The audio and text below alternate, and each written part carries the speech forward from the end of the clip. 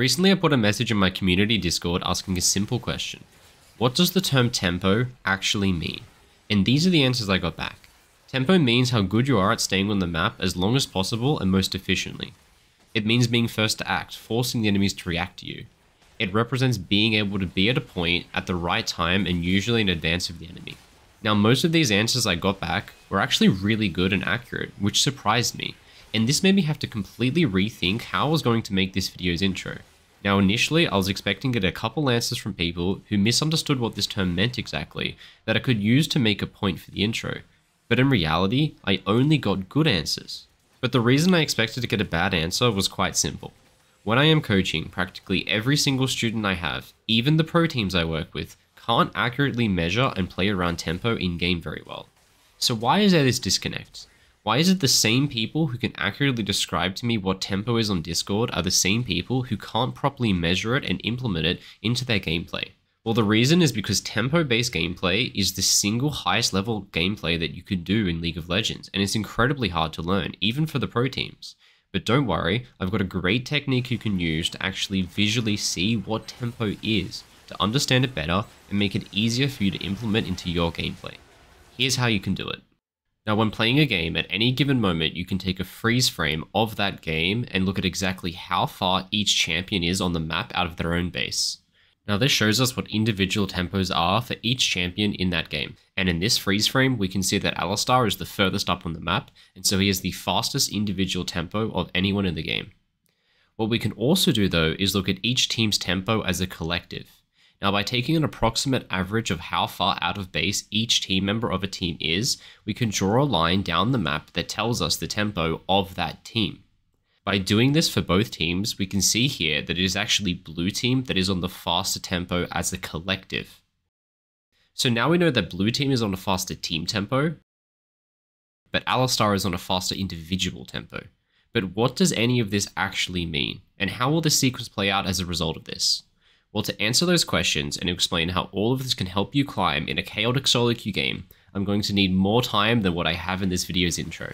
So stick around and I'll answer these questions, plus more, while we work out exactly what tempo play is and how we're going to use it. My name's Rogue and I played League of Legends professionally for 7 years. Now I'm a full-time content creator and coach for all ranks Iron through to Challenger. So if you want more information of what a coaching session with me will look like, you can find more information by following the link in the video description below.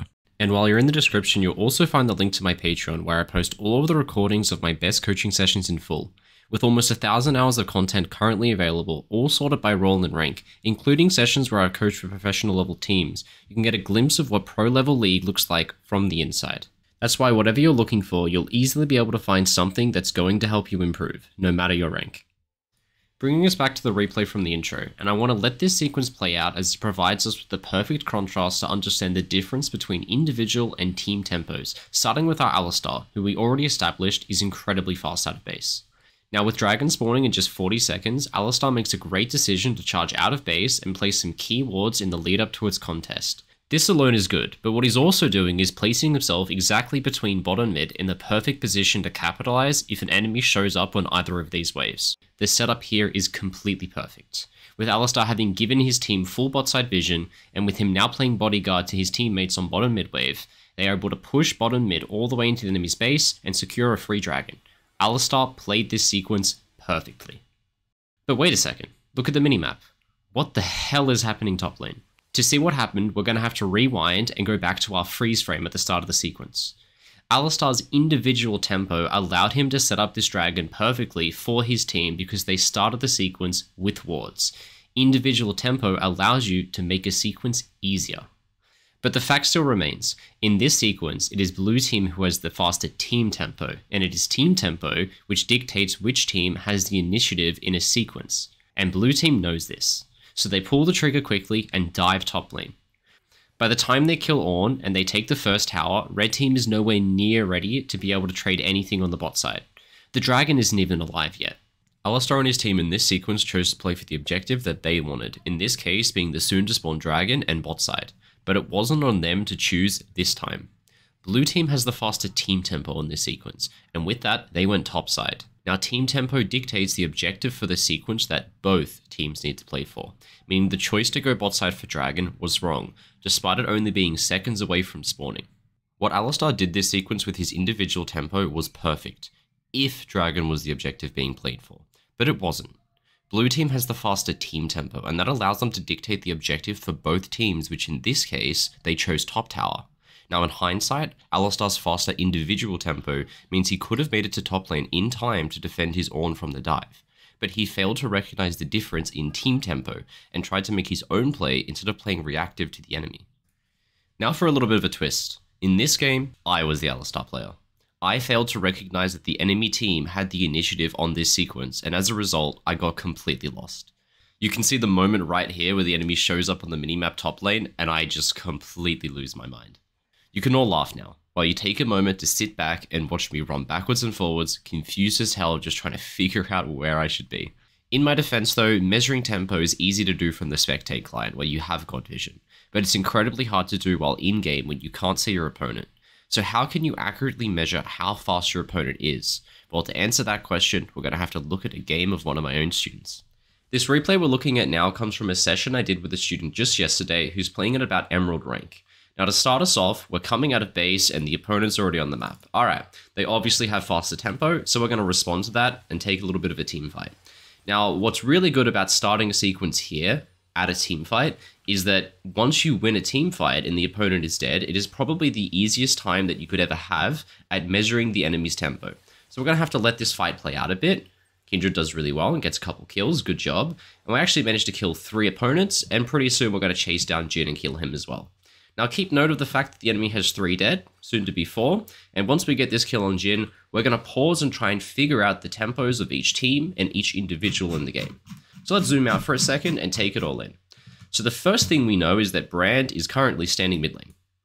Well, if we can see Brand, we know exactly what his tempo is, and the thing is Brand obviously needs to base.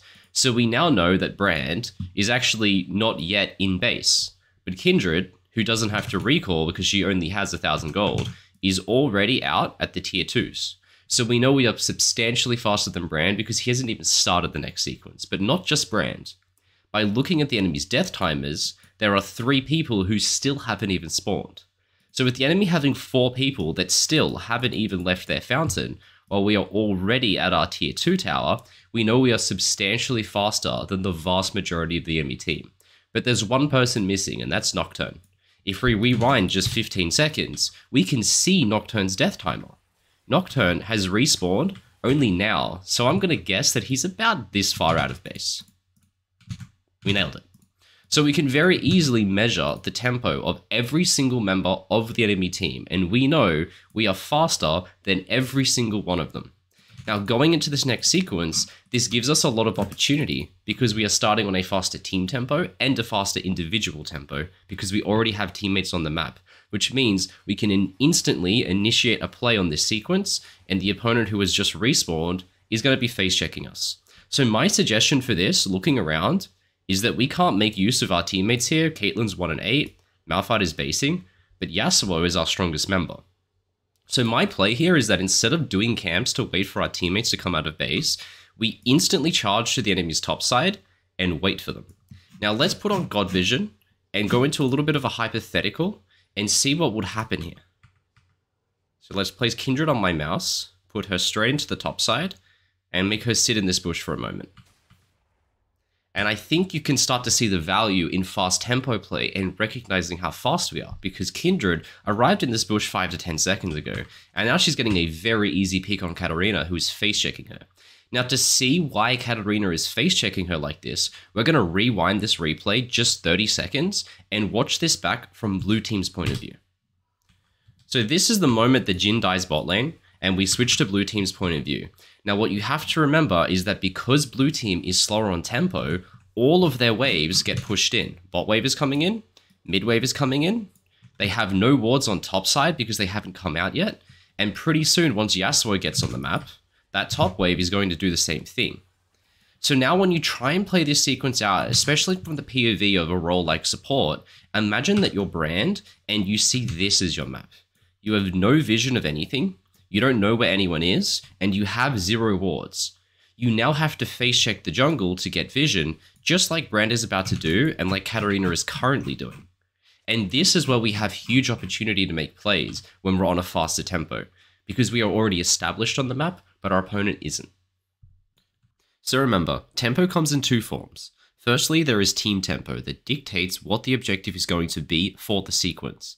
Then there is individual tempo, which makes your sequence easier to play out and allows for individual opportunities where you can catch your opponent on the setup.